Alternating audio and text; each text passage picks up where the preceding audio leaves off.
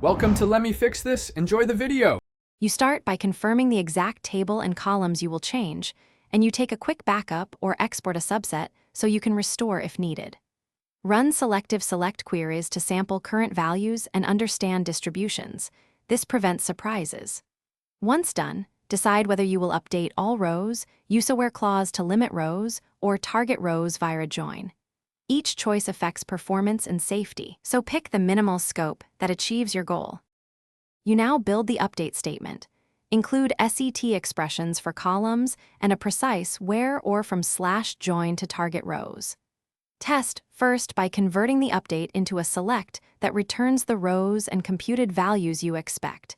This shows what will change without modifying data.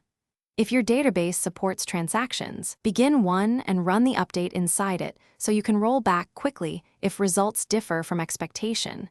This protects production data while you verify behavior. You finish by verifying the update. Compare affected row counts and sample updated rows to ensure values and formats are correct. Once satisfied, commit the transaction. If anything looks off, immediately roll back. If problems occur, check your where clause and join logic for unintended matches, review data types and constraints that might coerce values, and consult the query execution plan or logs for performance issues. This focused troubleshooting will guide corrective updates safely and quickly.